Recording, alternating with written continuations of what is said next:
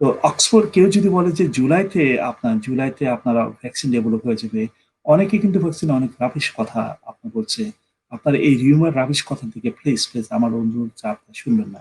একটি vaccine develop করতে normal প্রসেসে যদি আমি বলি, এটি 5 to 8 ইয়ার্স লাগে একটি ভ্যাকসিন তৈরি করতে।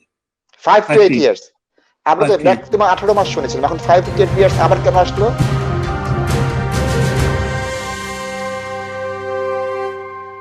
ডক্টর মঞ্জুর শওকত, আমরা প্রাথমিকভাবে যেটা শুনতে পেরেছিলাম যে জুলাই মাসে আমরা ভ্যাকসিন পেতে পারি।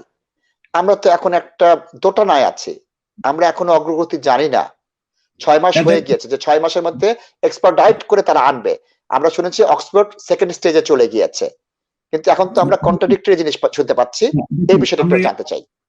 আমি অবশ্যই বলবো। আমি এই যে ভ্যাকসিনের ব্যাপারে যে সময়টুকু আমি আপনার সাথে আলোচনা করব, আমি আপনাকে অনুরোধ করব এর মাঝে যদি কোনো কলার যদি ওয়েট নিয়ে থাকেন, আমি মনে করব আপনার একটু ধৈর্য ধরে আপনার একটু কথাগুলো শুনবেন। কারণ প্লিজ। হচ্ছে যে এই ভ্যাকসিন নিয়ে আপনার যে এতখানি প্যানিক, মানুষ যখন প্যানিক থাকে তখন তার কিন্তু শরীরে অনেক রকম বায়োলজিক্যাল চেঞ্জ দেখা দিতে পারে। জি। এবং যাদের ইনফ্যাক্ট যাদের কিন্তু হার্ট একটুখানি ব্লকেজ যদি থাকে, তারা কিন্তু ইভেন হায়ার রিস্ক থাকে প্যানিক থেকে আপনার হতে পারে।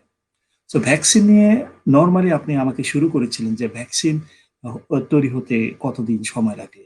একটি ভ্যাকসিন ডেভেলপ করতে নর্মাল প্রসেসে যদি আমি বলি, এটি 5 to 8 ইয়ার্স লাগে একটি ভ্যাকসিন তৈরি করতে। 5 to 8 ইয়ার্স?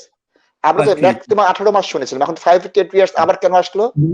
নর্মালি এগুলো যে 5 to 8 ইয়ার্স একটা নর্মাল প্রসেস। কারণ কোনো একই ধরনের ব্যাকটেরিয়া বা ভাইরাসের জন্য এর আগে যদি আপনার কোনো ভ্যাকসিন তৈরি করে থাকতে পারে, সেই ক্ষেত্রে একটুখানি এক্সপায়ার করতে পারে। বাট নর্মাল ভ্যাকসিন ডেভেলপমেন্ট প্রসেসটা হচ্ছে যে 5 to 8 ইয়ার্স। আমাদের এই দেশে ভিউয়ার যারা আছেন, ব্রিটেনে যারা বাস করছেন, as a British we all should take the pride of British scientist and ওনার যে কন্ট্রিবিউশনটা। দেখুন 31 ডিসেম্বর আপনার উহানকে যখন WHO এটাকে ইন্টারন্যাশনাল আপনার থ্রেট হিসেবে যখন ডিক্লেয়ার করে, 31 ডিসেম্বর 2019, তার মাঝে 9 জানুয়ারি অক্সফোর্ড ইউনিভার্সিটি এবং এই করোনা ভাইরাস ভ্যাকসিন ডেভেলপ করার জন্য আপনার তারা তাদের কাজ শুরু করেছিল। Saturday, the same day, imperial college London তারা তাদের ভ্যাকসিন ডেভেলপমেন্টের কাজ সেদিনই আপনার শুরু করেছে। এখন আমি যদি একটু যাই, অক্সফোর্ড যে ভ্যাকসিনটি ডেভেলপ করছে, অক্সফোর্ড ইউনিভার্সিটি যে ভ্যাকসিনটি তৈরি হচ্ছে, সেই ভ্যাকসিনটি কিন্তু আপনার এর আগে সিমিলার কাইন্ড অফ ভ্যাকসিনের জন্য আপনার যেহেতু করেছে, সার্সের জন্য ভ্যাকসিন অক্সফোর্ড ইউনিভার্সিটি করেছে, এবং সেই কারণে অক্সফোর্ডে এই প্রসেসটা একটু এক্সপার্টাইট। এটাকে আমি নর্মাল প্রসেস বলছি, unprecedented way of the way Oxford is moving ফাস্টার। এবং আপনারা যদি খেয়াল করে থাকেন, 23 এপ্রিল অক্সফোর্ড ইউনিভার্সিটি অ্যানিমেল লেভেলে যখন পাস হয়েছে, এই যে ভ্যাকসিনটি, এটা শিম্পাঞ্জি থেকে আপনার ভ্যাকসিনটি তৈরি করা হচ্ছে, অ্যানিমেল লেভেলে টেস্টেড হওয়ার পর 23 এপ্রিল থেকে ফার্স্ট হিউম্যান ট্রায়াল শুরু হয়েছে।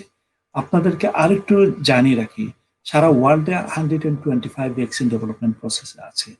এর ভিতরে 125 সারা ওয়ার্ল্ডের ভিতরে 100, এর ভিতরে মাত্র 13টি ভ্যাকসিন হিউম্যান লেভেলে ট্রায়াল করার স্টেজে এসেছে। এবং এই 13টি ভ্যাকসিন আরগুলো এখনো কিন্তু অ্যানিম্যাল মডেলে 100+ এখনো অ্যানিম্যাল মডেলে ট্রায়াল চলছে। অনলি 13টি ভ্যাকসিনের আপনার হিউম্যান লেভেলে ট্রায়াল চলছে। এর মধ্যে 13টির ভিতরে 5টি ভ্যাকসিন চায়নাতে ট্রায়াল চলছে, ইউএসএতে 3টি ভাইরাস ভ্যাকসিনের ট্রায়াল চলছে, ব্রিটেনে 2টি ভাইরাসের ভ্যাকসিন ট্রায়াল চলছে, হিউম্যান লেভেলে ট্রায়াল চলছে, অস্ট্রেলিয়াতে একটি, রাশিয়াতে একটি ট্রায়াল চলছে। সো ভেরি ইন্টারেস্টিং, সারা ওয়ার্ল্ডের ফোকাস হচ্ছে যে ব্রিটেনের দিকে তাকিয়ে আছে।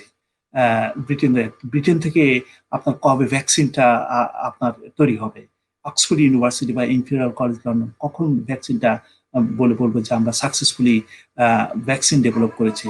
আমি এখানে একটি ব্যাপার বলছি যে আপনার হয়তো অনেকের ধারণা নেই, ওয়ার্ল্ডের প্রথম ভ্যাকসিন যে রেকগনাইজ ভ্যাকসিন করেছেন কিন্তু একজন ইংলিশ ফিজিশিয়ান, যে এডওয়ার্ড জেনার, যে অক্সফোর্ড ইউনিভার্সিটিতে কারেন্ট যে ভ্যাকসিন ইনস্টিটিউটটি আপনারা দেখছেন, এটি কিন্তু এডওয়ার্ড জেনারের নামে কিন্তু এই ইনস্টিটিউটটি। উনি কিন্তু স্মল পক্সের প্রথম ভ্যাকসিন তৈরি করেছিলেন। সো ব্রিটিশ হিস্ট্রি যদি আপনারা দেখেন, British contribution to develop vaccine is not new. এটা 1786 সালে উনি ওই ওই ভ্যাকসিনটি স্মল পক্সের জন্য আপনার ভ্যাকসিন তৈরি করেছে। আরেকটি জিনিস আমি, অক্সফোর্ড ইউনিভার্সিটির এই যে ভ্যাকসিনটি তৈরি করেছে, এর আগে সার্সের জন্য তারা ভ্যাকসিন তৈরি করেছে এবং এটা খুব সাকসেসফুলি আপনার ভ্যাকসিন আপনার তৈরি করতে সক্ষম হয়েছে, যে কারণে তারা করোনা ভাইরাস ভ্যাকসিনকে ডেভেলপ করার জন্য এতখানি এগিয়ে গিয়েছে। এবং ফেজ 1 ট্রায়াল 23 এপ্রিল শুরু করার পরে আপনার তারা প্রথম পর্যায়ের ক্লিনিক্যাল ট্রায়ালটা ফেজ 1 ট্রায়াল শেষ করেছে। এবং ফেজ 1 ট্রায়ালে 1000+ হেলদি ভলেন্টিয়ারের উপর ফেজ 1 ট্রায়ালটি হয়েছিল।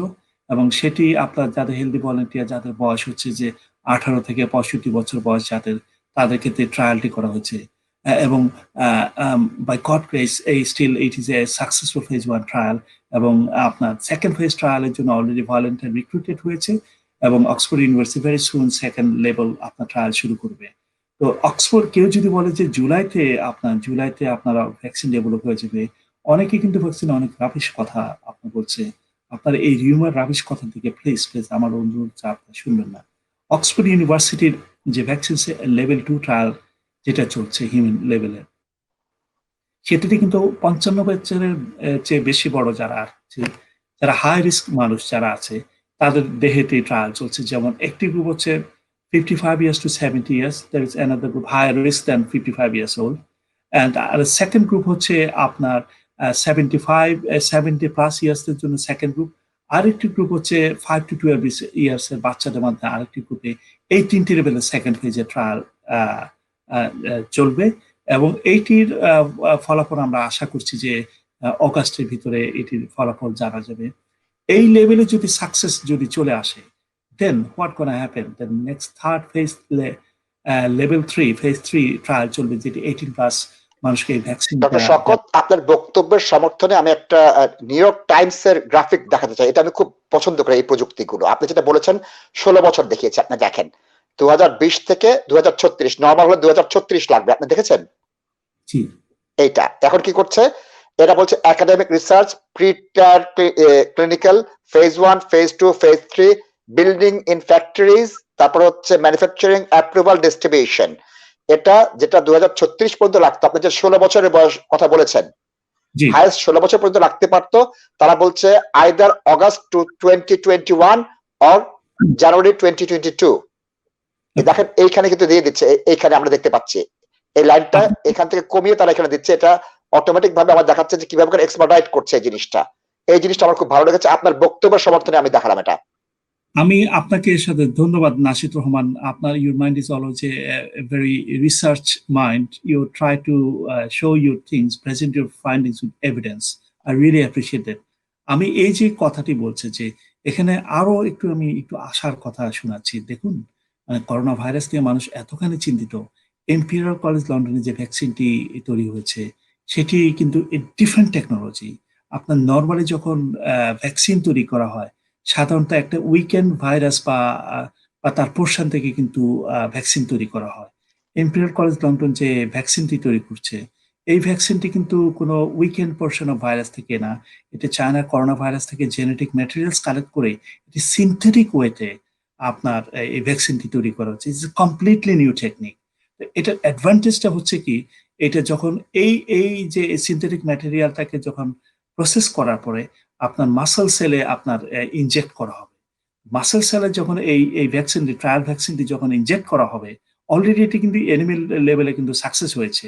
মাসল সেলে অলরেডি আপনার হিউম্যান ফেজ 1 ট্রায়াল চলছে। আমি সেটাকে 18ই জুন, এই মাসের কিন্তু 18ই জুনে কিন্তু মাত্র 11 দিন আগে কিন্তু ইম্পেরিয়াল কলেজ লন্ডনের যে ভ্যাকসিনটা, সেটি কিন্তু হিউম্যান লেভেলে ট্রায়াল শুরু হয়েছে, ফেজ 1 ট্রায়াল শুরু হয়েছে।